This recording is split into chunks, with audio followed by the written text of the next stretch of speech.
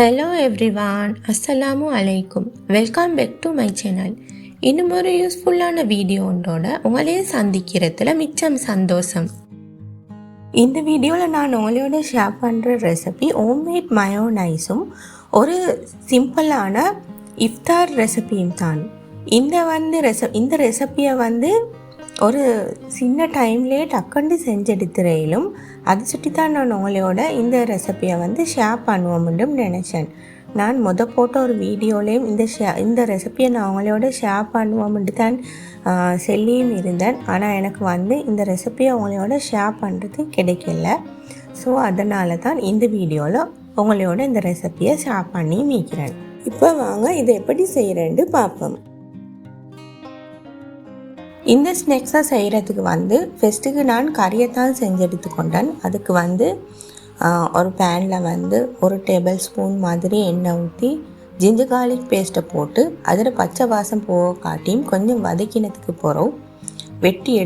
சின்னதாக வெட்டி எடுத்த 2 வெங்காயமும் கோழி நான் ஒரு 150 கிராம்ஸ் மாதிரி அவிச்சு இப்படி கொஞ்சம் துண்டாக பிச்சு எடுத்துக்கொண்டேன். அது 2ஐயும் போட்டு நல்லா வதக்கி எடுத்துக்கொள்ளணும்.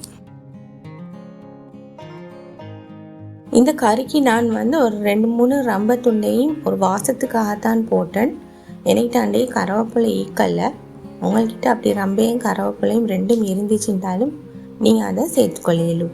அதோட இந்த கறிக்கு தேவையான உப்பையும் நான் சேர்த்துக்கொண்டேன்.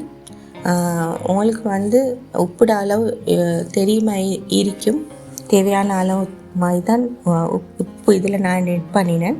உப்பையும் எட் பண்ணினதுக்கு போகிறோம். உப்பு நல்லா எல்லா பக்கமும் பிரண்டு வர மாதிரி இதை கொஞ்சம் நல்லா பிரட்டி விட்டுக்கொள்ளணும். அதுக்கு பிறகு கொஞ்சமாக மஞ்சத்தூளும் 1 டீஸ்பூன் மாதிரி கட்டர் தூளும் போட்டு அதையும் நல்லா ஒரு மஞ்சத்தூளையும் கட்டர் தூளையும் போட்டு நல்லா மிக்ஸ் பண்ணி எடுத்துக்கொள்ளணும். நான் கொஞ்சம் வாசத்துக்காக அன்றைக்கு நான் இதில் கொத்தமல்லி இலையும் சின்ன பீஸாக கட் பண்ணி போட்டுக்கொண்டேன். உங்கள்கிட்ட கொத்தமல்லி இலை இல்லாட்டி பரவாயில்ல, அதை ஸ்கிப் பண்ணிடுங்க. இந்த கறிக்கு மிச்சம் வெங்காயம் வதங்கணும்னு அவசியம் இல்லை. கொஞ்சம் டிரான்ஸ்பேரண்ட் ஆகி வந்தால் பரவாயில்ல. இந்த கறி கொஞ்சம் வெங்காயம் இப்போ அரை வேகல்ல மாதிரி கொஞ்சம் வதங்கி வந்தால் தான் இது தின்ன போக்கில் நல்லா டேஸ்ட் ஆகிக்கும். இப்போ நான் அவிச்ச கிழங்கு ஒரு 3 மாதிரி எடுத்து அதை நல்லா ஸ்மாஷ் பண்ணி இந்த கறிக்கு எடுத்துக்கொள்ளணும். அவ்வளவுதான். இப்போ இந்த கறி ரெடி ஆகிட்டு நான் இந்த கறிக்கு மிச்சம் ஸ்பைசஸ் போடண்டா இல்லை. ஈஸியாக தான் இந்த கறியை நான் அன்றைக்கு செஞ்செடுத்தேன். உங்களுக்கு அப்படி இந்த கறி செய்கிறதுக்கு ஸ்பைசஸ் போட விரும்பினா நீங்கள் ஸ்பைசஸ் கொஞ்சம் கூட சேர்த்துக்கொள்ளலும். இப்போ இந்த ஸ்நாக்ஸுக்கு பெட்டரை செய்கிறதுக்கு நான் தேங்காய் பால் தான் எடுத்துக்கொண்டேன். இந்த தேங்காய் பால் ஒரு 2 கப் மாதிரி இருக்கும். இந்த 2 கப் தேங்காய் பாலுக்கும் 1 கப் கோதுமாவும் 1 முட்டையும் இந்த பெட்டருக்கு தேவையான உப்பையும் போட்டு கோதுமை கட்டிப்படாமல் நல்லா இதை நான் இப்போ பீட் பண்ணி எடுத்துக்கொண்டேன். உங்களுக்கு இந்த பெட்டரை மிக்சரில் போட்டு அடிச்சுக்கொள்ளா அதுவும் நல்லா ஆயிக்கும். கோதுமை கட்டிப்படாமல் வரும்.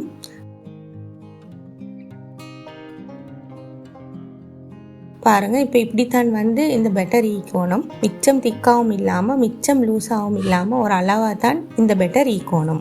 இப்போ ஒரு பேனில் கொஞ்சமாக எண்ணெய் பூசி இந்த பெட்டரை பேன் கேக் பெட்டர் மாதிரி ஊற்றி எடுத்துக்கொள்ளணும். இது மிச்சமே சிம்பிளான ஒரு ரெசிபி தான். இது பேன் கேக் நாங்கள் இனிப்பு பானி சுண்டல் தான் வச்சு நாங்கள் சுற்றி எடுத்துக்கொள்வோம். இதுக்கு உரப்பு கறி வச்சு தான் சுற்றி எடுத்து அதை மறுவை கொஞ்சம் எண்ணெய் ஊற்றி கொஞ்சம் நல்ல கலர் வர காட்டியும் எடுத்துக்கொள்ளணும். இப்போ அந்த பெட்டரால் ஒரு கரண்டி ஊற்றி 2 பக்கமும் கொஞ்சம் வேக வச்சு எடுத்துக்கொள்ளணும். மிச்சம் கலர் வர உடவானம். லைட்டாக கலர் அந்த கொஞ்சம் 2 பக்கமும் லைட்டாக வெந்து வந்தால் போதும்.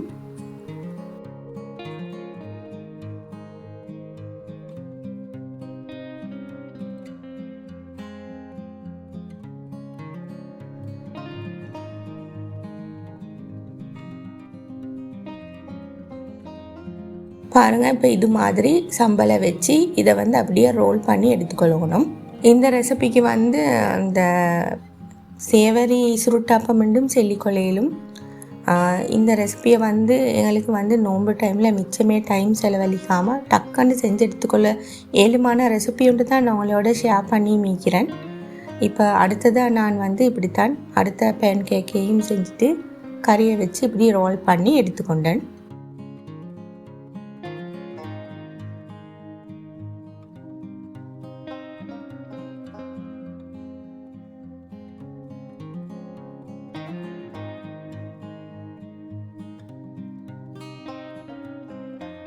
பாருங்கள், இது மாதிரி தான் நான் வந்து எல்லா பேன் கேக்கையும் வந்து சுட்டெடுத்ததுக்கு போகிறோம். கறியெல்லாம் வச்சு ஒரு கால் எப்படி எல்லாம் நல்லா சுட்டெடுத்ததுக்கு போகிறோம்.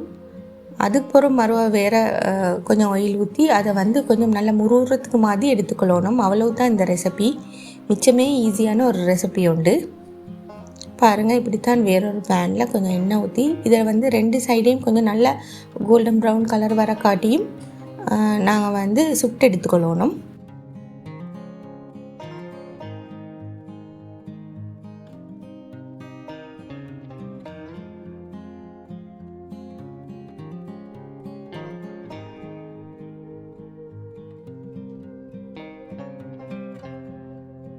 ஒரு பக்கம் நல்லாவே வெந்து நல்லா கோல்டன் ப்ரௌன் கலர் வந்ததுக்கு பிறகு தான் இதை மறுபக்கம் போட்டு அதையும் கோல்டன் ப்ரௌன் கலர் வாரத்துக்கு இதை வந்து சுட்டு எடுத்துக்கொள்ளணும்.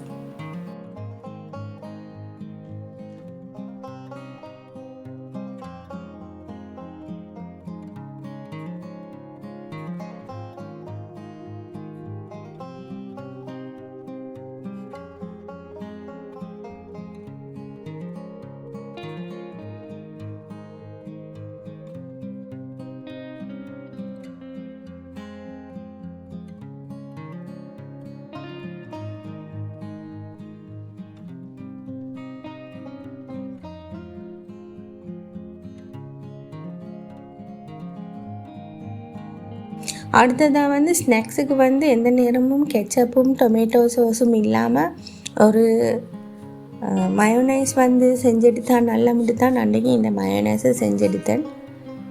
இப்போ வந்து நான் மயோனைஸுக்கு வந்து 2 முட்டையை வந்து எடுத்து கொண்டுட்டு பாருங்கள், இதுக்கு நான் 2 முட்டை தான் எடுத்துக்கிறேன். அதுக்கு 2 பல் பூண்டும் வெள்ளைப்பூடு 2 பல் கொஞ்சமாக மிளகு கொஞ்சமும் இதுக்கு தேவையான உப்பும் 2 டீஸ்பூன் மாதிரி சீனியும் போட்டு இதை வந்து இப்போ நல்லா பிளெண்ட் பண்ணி எடுத்துக்கொள்ளணும்.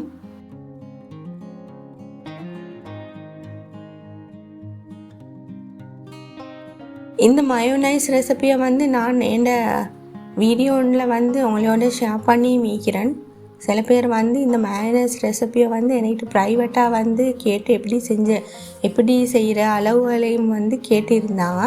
அதுதான் வந்து நான் இந்த வீடியோலையும் வந்து இந்த ரெசிபி அவங்களோட ஷேர் பண்ணுறதுக்கும் நினச்சேன். இந்த இஃப்தாருக்கும் வந்து நீங்கள் வந்து ஸ்நாக்ஸ் செய்கிற நேரம் இந்த மயோனைஸ் ரெசிபியையும் கட்டாயம் ட்ரை பண்ணி பாருங்கள். உங்களோட புதுசாக நோன்பு பிடிக்கிற கிட்ஸுக்கும் இந்த மயோனைஸ் வந்து நல்ல விருப்பமாகிக்கும்.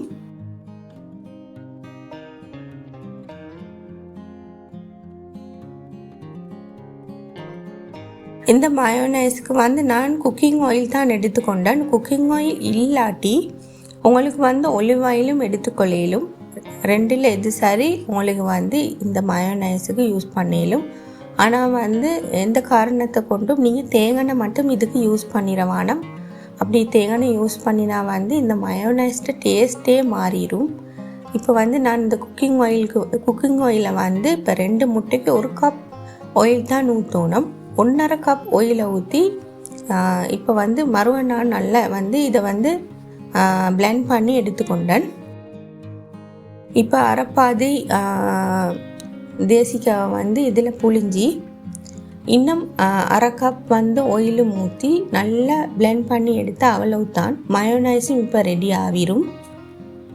வந்து இந்த மயோனைஸில் இன்க்ரீடியன்ட்ஸை சொல்லிடுறேன். 2 முட்டைக்கு 2 கப் வந்து ஆயில் ஊற்றணும். குக்கிங் ஆயில் இல்லாட்டி ஒலிவ் ஆயில். அதுக்கு வந்து 2 பல் வெள்ளைப்பூடும் கொஞ்சமாக மிளகுத்தூளும் அதுக்கு தேவையான உப்பும் 2 டீஸ்பூன் சீனியும் போட்டு தான் இதை வந்து பிளெண்ட் பண்ணி எடுக்கணும். இது எல்லாத்தையும் ஒன்றுக்கு போட்டு பிளெண்ட் பண்ணினாலும் உங்களுக்கு வந்து மயோனைஸ் வந்து சரியாக தான் வரும். உங்களுக்கு நான் கொஞ்சம் விளக்கமாக காட்டுறதுக்கு தான் நான் வந்து அதெல்லாம் போட்டு ஃபஸ்ட்டு அடித்து எடுத்ததுக்கு போகிறோம் ஆயில் ஊற்றி மறுவா வந்து உங்களுக்கு வந்து பிளெண்ட் பண்ணி காட்டினேன். அவ்வளவு தான். இதுவும் வந்து ஒரு ஈஸியான ஹோம்மேட் மயோனைஸ் தான்.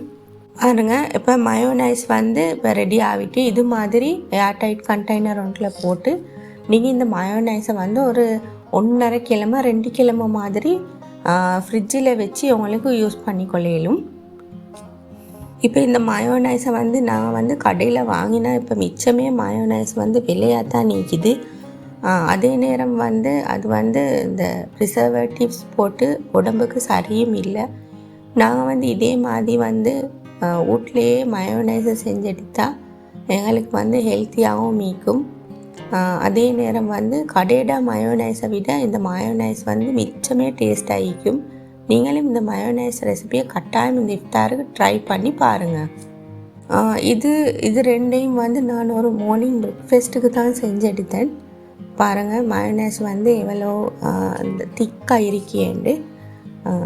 இந்த 2 காம்பினேஷனும் நல்லா அன்றைக்கு டேஸ்ட்டாக இருந்துச்சு. நீங்களும் வந்து இன்ஷா அல்லாஹ் வார இந்த இஃப்தாருக்கு வந்து இந்த 2 ரெசிபியையும் கட்டாயம் ட்ரை பண்ணி பாருங்கள்.